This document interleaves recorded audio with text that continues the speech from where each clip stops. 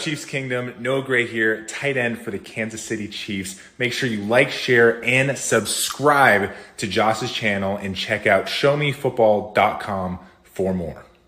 What is up, Chiefs Kingdom? Welcome back to another video on my channel. My name is Josh Fan of showmefootball.com, covering your Kansas City Chiefs, and the trade rumors are beginning to heat up for the Kansas City Chiefs. We're going to be talking about all that and more right after this.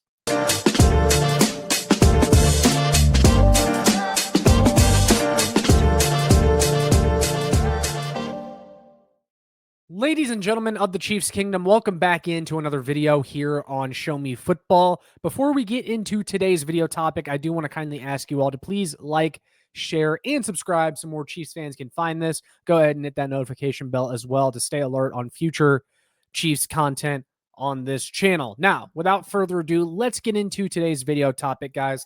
I wanted to talk about the trade rumors for the Kansas City Chiefs that are going on right now because, guys, there are a ton of them, a ton of possibilities out there to discuss, and I definitely wanted to go over a few of them with you just in case one of these decides to pop in the next week or two because we are nearing that time. I want to give my thoughts on it before it happens and kind of give you guys an idea of what I think the Kansas City Chiefs should be doing at the trade deadline. So I think we need to establish the needs before talking about this trade deadline and some of the trade candidates. So first of all, guys, I've harped on these two things all season long. The lack of a running game and the lack of a pass rush is hurting the Kansas City Chiefs right now. That's really the two reasons I think that have contributed to the Chiefs starting 2-3 on the season. Yes, there's some other things. There were some execution errors, and I really talked about that after the Jaguars lost. But you can really boil it down to one of two things. The Chiefs' lack of a running game on offense, making them easy to defend, one-dimensional, and causing some of those miscues. I think, in the Jaguars game, the turnover in the red zone maybe doesn't happen if you have a running back that you trust in that situation. Or the lack of a pass rush like against the Philadelphia Eagles when the Chiefs just could not get to Jalen Hurts in that game. Yes, the Eagles offense didn't do that much, but you would think that getting to the quarterback a little bit more in that game helps. Also against the Chargers in week 1, the pass rush was non-existent. You could argue the same thing against the Detroit Lions that the pass rush was not existent. Yes, the Chiefs were able to come out with a win, but there's just some things that you're going to have to worry about here later down the line when the games start getting more important. You need a pass rush, and the Chiefs don't have one right now. So I think those are the two clear needs. I've talked about that a ton already. I think you guys agree for the most part. Running back, pass rush. That's what the Chiefs need. Those are things that you need in order to win football games in January. So what are some ways that the Kansas City Chiefs can address it? Well, this is from Chiefs Blitz, and he quoted Dan Graziano, from ESPN, who did state that the Chiefs are continuing to explore adding a running back before the trade deadline. So what are some of the names that are out there that the Kansas City Chiefs could actually look to acquire? I think the most popular one, and the one that I would actually most like to see, is Breece Hall of the New York Jets. The New York Jets are winless this year. Aaron Glenn looks like he might be a one-and-done coach. Breece Hall already made some previous statements about how, the Jets maybe don't really want him there. He's not really in their plans. The relationship seems rocky at best.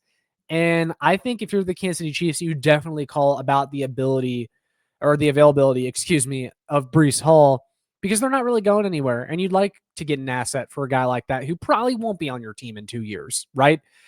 So the Kansas City Chiefs need to be calling about that one. And the reason I like Breece Hall is because of the explosiveness and the speed, something that they don't currently have in the offensive backfield that you can grab from a lot of different teams right now. I think Breece Hall would be a pretty seamless fit because it would allow the Kansas City Chiefs to run outside zone again because he has the explosiveness for that. If you guys notice, the Kansas City Chiefs running game has actually found a little bit more success over the past couple of weeks with Isaiah Pacheco and Kareem Hunt, but that's because they're running a lot more under center because that's all those guys can really do. Isaiah Pacheco has looked okay, better in the last couple of weeks, but that shouldn't fool anyone. That shouldn't preclude the Kansas City Chiefs from going out and getting a running back because eventually teams are going to catch on and they're going to start to defend that a little bit better because they know that's all you can do is run from under center to open up things like the RPO game and the outside zone run. You need an explosive running back. Breece Hall gives you that. Now, he also doesn't have the greatest vision in the world, but man, he just has that home run ability. And that's something that the Chiefs are missing right now from the running back room and have been missing for the past couple of years, not to mention the presence of a legit home run threat in the backfield causes teams to get out of too high and even opens up the Chiefs passing game to a new level and will allow more explosive plays to guys like Xavier Worthy and Tyquan Thornton deep down the field. So I definitely think that's one you need to be looking at. For more low cost options for the Kansas City Chiefs, as far as draft capital and contract, I would still call about Alvin Kamara. I know he came out and said, he doesn't want to leave, but if you're the Saints, you still have to think about dealing him with the cap situation that you're in and the fact that he's not going to be useful to your team probably in the next couple of years. I would definitely still call about him. Jalen Wright of the Miami Dolphins, who's kind of, fallen out of favor there, but was a really hot draft prospect just a couple years ago. Definitely has some speed and explosiveness. I definitely call about him because I think he would be cheap. Jerome Ford is another one that I've heard a couple of times that I could definitely see happening because the Kansas City Chiefs don't have a ton of cap space to play with, and they don't really love to give up draft capital in the middle of the season. I know Brett Veach doesn't like to do it, but you've got a major weakness here. You've got to get it cleaned up. And I just think this is one of those things where the answer's not on the roster. It's just not. We've seen Pacheco for 2 years now. He's not good. We've seen Kareem Hunt for 2 years now. I like what he provides, but he's a goal line carry, 4th and 1 short yardage type of guy, and that's it.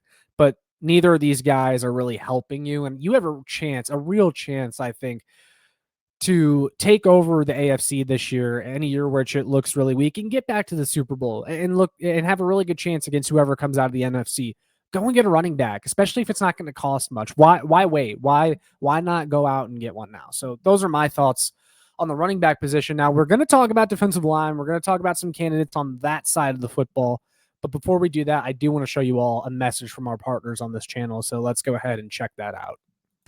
Ladies and gentlemen, if you guys have not heard of W Energy, then you are absolutely missing out right now, as W Energy has taken the energy drink market by storm with their new unique flavors and jitterless energy blend. W Energy is a powered energy drink that replaces other inferior caffeine beverages. It contains 0 harmful chemicals, 0 fillers, 0 artificial colors or dyes, and no proprietary blends. The star of the show is their coffee fruit extract, which helps you focus without the jitter or crash of other energy drinks out in the market. If you're like me, I've relied on caffeine to get me going about my day in the past, but thanks to W Energy, I now have a new, healthier alternative. And not only that, but it tastes absolutely amazing. They just sent me their new Japanese yuzu flavor, and it's got that sweet citrus fruit taste. It's one of the better tasting energy drinks I've ever had. W Energy is what's been keeping me powered lately, especially throughout this rough stretch for the Kansas City Chiefs. But best of all, guys, you can get an additional 10% off your W order using my promo code down in the description. Go ahead, click that link, go get your W order, and then put in the promo code SHOWMEFB for an additional 10% off. W is absolutely amazing. I love what they've been sending me so far. And best of all, guys, you can go and take advantage of that discount. So go get your W. Go check them out. They're going to be partnered with me all football season long. Ditch the caffeine. Go W. There you guys have it. Definitely go ahead and take advantage of that sale going on right now in the description down below. Back to the video topic, talking about the defensive line, what the Chiefs can do there to shore up that position group. I want to also bring up this tweet from Chiefs Blitz, who says PFF has listed the following players as fits for the Chiefs ahead of the trade deadline. Running back Breece Hall from the Jets, we talked about him. But then it's all defensive lineman Calais Campbell from the Arizona Cardinals, Arden Key of the Tennessee Titans, and Jalen Phillips of the Miami Dolphins. So I want to talk about all those names, actually. And let's start with Calais Campbell. Now, he's not really what the Chiefs are looking for, I think. Ideally, if they're going to go after a defensive lineman, I think they're probably going to have to get a guy from the edge position, or that's what they would do, because that's where you're weak right now. Granted, you have a weakness at defensive tackle, which I'm about to talk about, because we know you guys have seen the Sunday Night Football graphics from PFF. Derek Nottie ranked dead last in the NFL in PFF grade. If you saw the Lions on offense, they were running straight at Derek Nottie and getting a free 5 to 10 yards every time. Derek Nottie's not good. Maybe the Chiefs look around there at the defensive tackle position and look no further than Calais Campbell from the Arizona Cardinals, who this is someone that Lucas Murphy from the beat of KC and I talked about a week or two ago after that Jaguars game, where talking about just trade candidates along the defensive line. Calais Campbell signed a very cheap 1-year deal with Arizona. He's rotting over there. Arizona's going nowhere this year. You see, he's one of the highest graded defensive tackles in football this year, even at 39 years old.